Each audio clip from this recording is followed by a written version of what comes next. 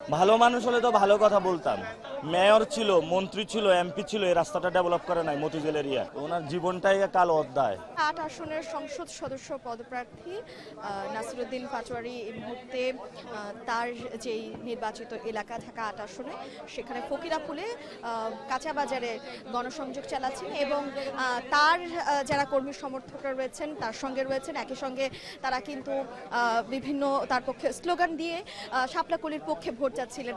আমরা দেখেছি আসলে ঢাকা ৮ আসনে প্রতিদিনই কিন্তু বিভিন্ন দুই প্রার্থী, প্রধান যে দুই প্রার্থী রয়েছেন তারা অভিযোগ পাল্টা অভিযোগ করছেন। তো সেই জায়গা থেকে ঢাকা ৮ আসন একটি মানুষের আগ্রহের কেন্দ্রবিন্দুতে পরিণত হয়েছে। আমরা দেখতে পাচ্ছি এই আসনের যে এনসিপি মনোনীত প্রার্থী শাপলাকলির পক্ষে যে লড়াই করছেন নাসিরুদ্দিন পাটোয়ারি, তিনি তার প্রচারণা চালাচ্ছেন। আমরা একটু তার সঙ্গে কথা বলবো, জানার চেষ্টা করব যে এই এলাকার মানুষের ভাগ্যোন্নয়নে তিনি আসলে কি ধরনের প্রতিশ্রুতি ভোটারদেরকে দিচ্ছেন আমরা একটু জানতে চাই। পাটোয়ারি ভাই, আপনার কাছে জানতে চাই যে এই এলাকার মানুষের তো অনেক আকাঙ্ক্ষা রয়েছে, তো সেই জায়গা থেকে আপনি আসলে নির্বাচিত হলে কি ধরনের প্রতিশ্রুতি দিচ্ছেন আর কি ভোটারদের কাছে প্রতিশ্রুতি দিচ্ছি, এখানে কোনো উন্নয়ন হয় নাই, রাস্তাঘাটে এখানে প্রবলেম। আপনি এলাকায় থাকেন, এখানে বৃষ্টি হলে কি হয়, হাঁটু পরিমাণ এখানে পানি হয়। মেয়র ছিল, মন্ত্রী ছিল, এমপি ছিল, এই রাস্তাটা ডেভেলপ করে নাই মতিঝিল এরিয়া। এগুলির নাম কি?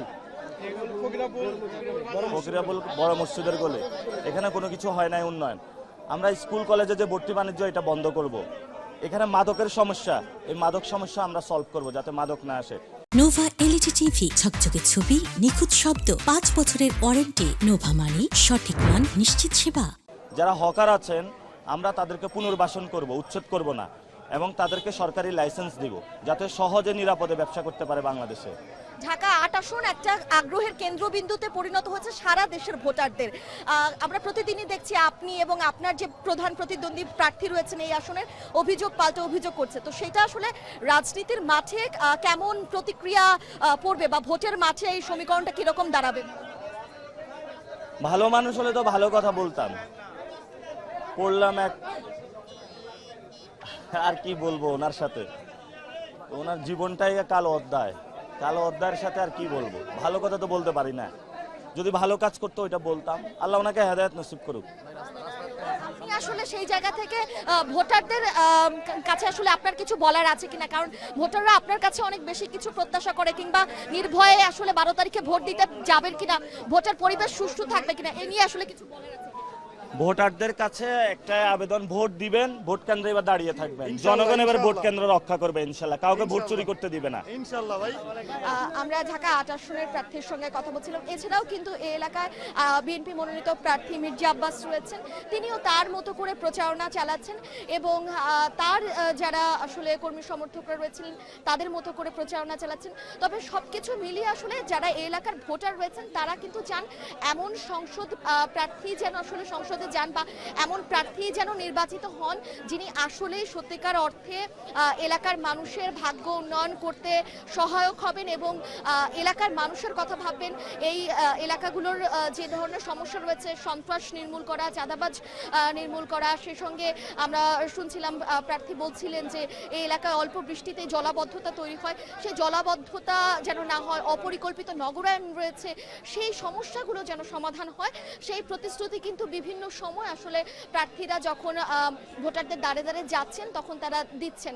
এবং এছাড়াও কিন্তু আমরা দেখেছি এই আসনে যে প্রার্থী রয়েছেন, প্রধান দুই প্রার্থী এনসিপি মনোনীত নাসিরুদ্দিন পাটোয়ারি এবং বিএনপি মনোনীত মির্জা আব্বাস, তারা কিন্তু আসলে তারা সবসময় আসলে তাদের মতো করে গণসংযোগ চালাচ্ছেন, জনসভা করছেন এবং তাদের পক্ষে আসলে যেই ভোটাররা রয়েছেন সেই ভোটাররাও কিন্তু তাদের কাছে বেশ আশা রাখছেন যে আসলে যেহেতু অনেক কিছুর পর একটি গণ অভ্যুত্থানের পরে এই দেশে একটি নির্বাচন হতে চলেছে, এই নির্বাচনটি যেন সুষ্ঠু হয় এবং যারা ভোটার রয়েছেন তারা যেন নির্ভয়ে আসলে এই 12 তারিখে ভোট কেন্দ্রে যেয়ে ভোট দিতে পারেন এবং তাদের যেই পছন্দের প্রার্থী বা পছন্দের যে ব্যক্তি রয়েছে তাকেই যেন তারা আসলে ভোট দেয়, সেই যাওয়াটি কিন্তু আসলে প্রার্থীরা করছেন।